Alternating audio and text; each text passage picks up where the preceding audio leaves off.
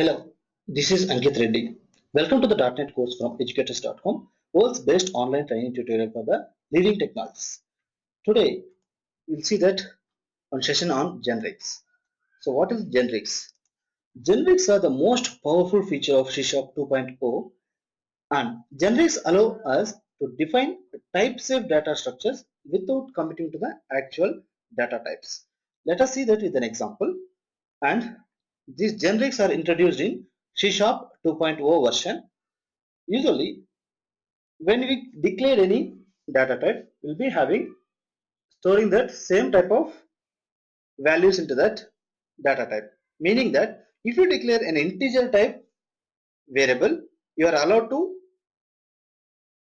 assign values which are of integer values. So generics allows us to design classes and methods decoupled from the data types. So we have that freedom with generics. This is making that classes and methods decoupled from the data types. Generic classes are extensively used by collection classes available on system.collections.generic namespace. Let's type here system.collections.generics. Under this namespace, we'll be having that generics. And let us take an example so that we can understand this generics. Before telling you the generics, let me give you the problems if you don't have used this generics. For this, let me take a simple method. For that, I am opening this Visual Studio.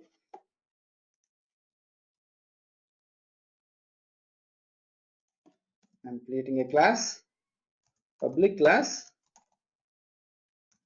some calculator,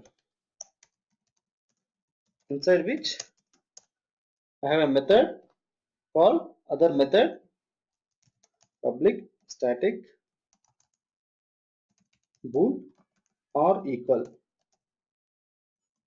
Let me take this one, integer val 1 comma integer val 2.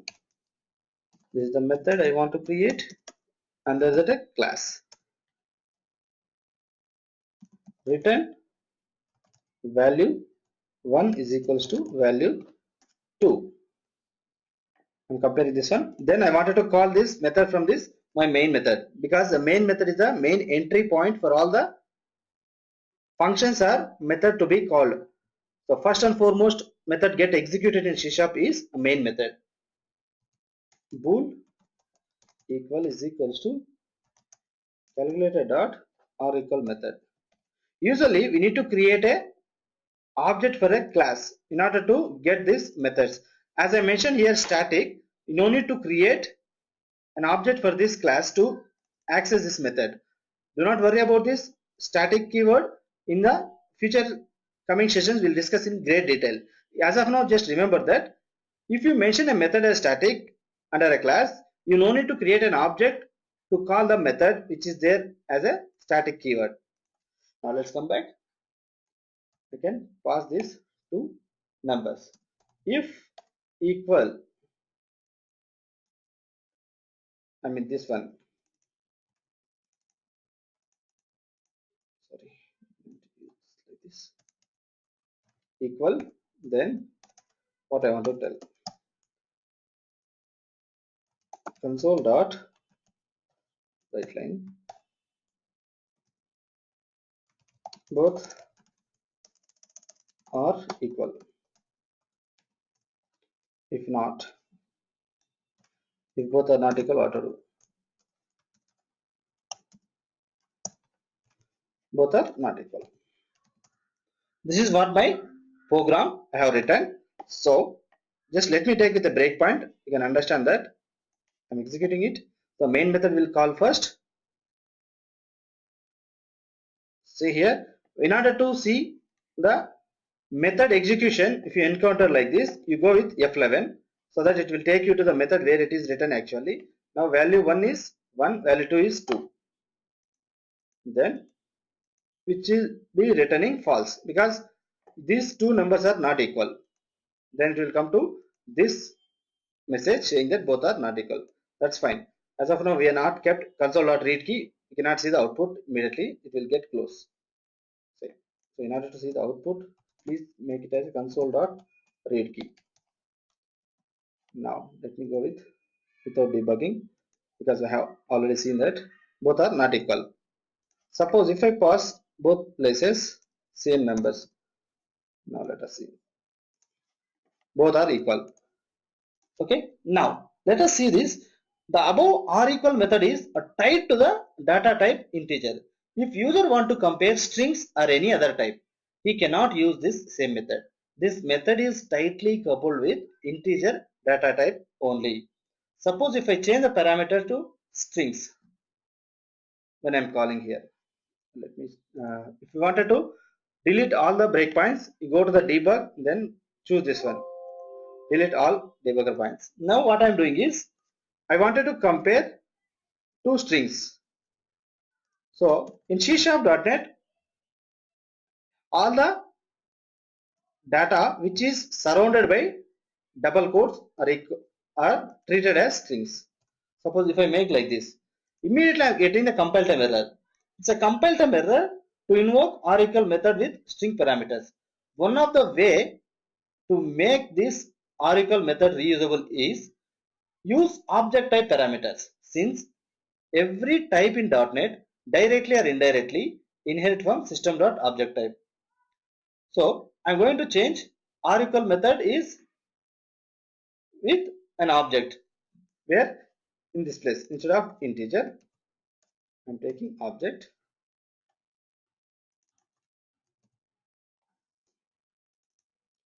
In this place also let me take object. Now see this compilation error gone. Now you can see this. Again both are not equal, because A and B are not equal. If suppose if I gave S as A, then start without debugging, both are equal. Now we are seeing this, the problem is resolved. Now this method is reusable. Earlier we were able to compare only integer type data type values, but after using this object type data type we are able to verify strings also. So let us check this whether it is working for numbers or not. If I use like this, both are not equal, so it is working. So if I give same numbers, it should show both are equal. Oops, let me build this. It should show that both are equal thing.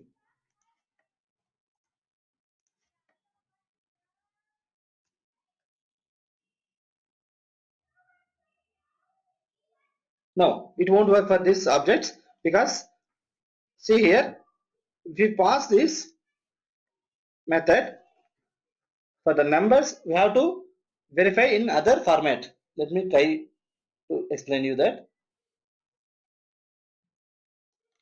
Return value 1 dot equals of value 2. Now let us execute for numbers. Both are equal. Fine. So when we are comparing these numbers, we should use this method. When you are comparing with that strings, you can use this equal to operator. Now let us see this. What is the problem with this? Still we have some problem. What are the problem is, if I try, there is no compile time error because it is object type, but it doesn't make any sense. Suppose if I am checking like this, just forget about this, value 1 is equals to value 2. Here if I pass B, still I am not getting any compile time error. Let us see this. Both are not equal. But when you are sending this to compare, this is of type integer, this is of type string, which is not making any kind of sense. We cannot compare numbers with strings, right? Both are different category, both are different data types. Still where we can pass anything, we don't get any compile time error. But this way we lost strongly typed nature and performance degradation, because boxing and unboxing. Boxing and unboxing means when you are converting from value type to reference type, that is called boxing. When you are converting reference type data type is called unboxing. This is one of the important interview question. Converting from value type to reference type is called boxing.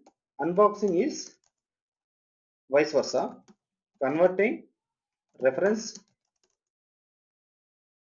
to value type. So remember this, boxing and unboxing, two definitions are very much important. Both these issues can be solved with generics and still make R equal method work with different data types. These are having problems. So I'm going to change this program to use generics. So first of all, I'm going to change this method like T, and T here is just a data type. It will not be sure that till you execute this application. T val1, T val2. So here T is a data type. Which data type you may not be sure till you execute. This is how it will be behaving. And here we are getting compile time error. Just a bit, I will avoid this getting error also. Then val1 dot equals of val2. So this will be working for both the integers and string. I will show you that. Now when we are calling this R equal method, we should take care of it. So what are the data you are sending? You need to take care. Suppose it is of type integer, you need to take like this integer. Then you will be getting error like this here. When you open a parenthesis, you can see this one. It is expecting int value 1 and int value 2. So it is clearly telling you to use only integer only. Now you can avoid getting this compile time error. So just imagine that this is a server which is serving you a request, and this is a client. You are asking to compare these two numbers, whether these two numbers are equal or not, and this method is telling you that whether it is equal or not. Now let us execute this and we will come to know both are not equal. Understand? Because these are not equal, 4 and 5. Let me pause, same numbers, then execute. Both are equal. So the same method will work for other data type as well. Let me comment this line. Let me take this here, string. So when I mention string here, you just open parenthesis again. It will be asking you to enter string value 1 and string value 2 only. Now I can pass like this. So if I leave like this, I will be getting compile time error.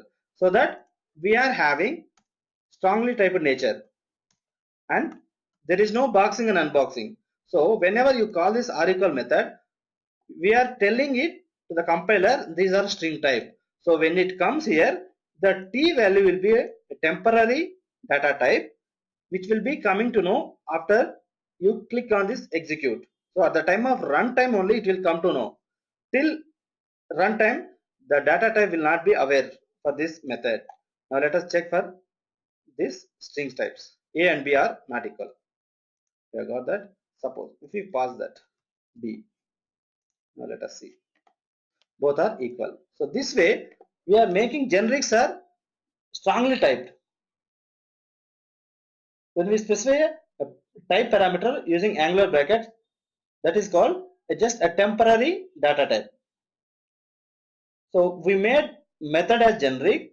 Along the same lines, it is also possible to make classes generic. So we made as a method as a generic. This generic means it is applicable for all the things. In the general English term, generic means applicable for all.